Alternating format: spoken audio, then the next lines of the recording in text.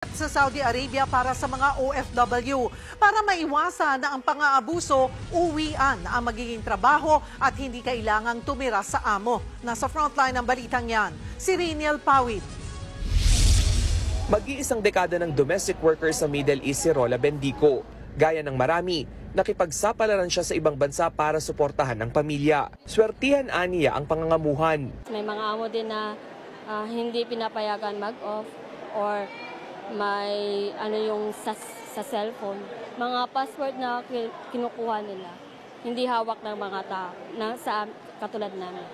Ang mga pangamba na yan ng mga OFW, maiibsan na raw sa bagong industriyang binuksan ng Saudi Arabian government.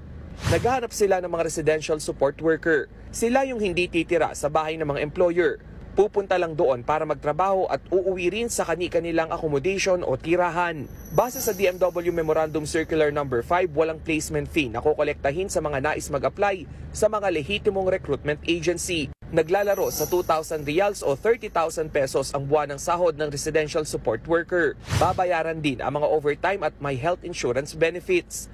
Bibigyan din sila ng libreng accommodation at hatid sundo ng kanilang transportation service. Tiwala ang DMW sa ganitong sistema. Yung mga issues pagdating sa labor complaints, welfare cases, exit visa, inaasahan natin na hindi na ito magkakaroon tayo ng ganong kalaking problema.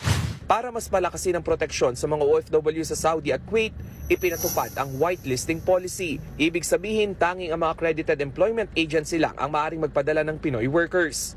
Hindi na rin magde-deploy ng Pinoy sa mga employer na may kaso ng pang-abuso sa mga OFW.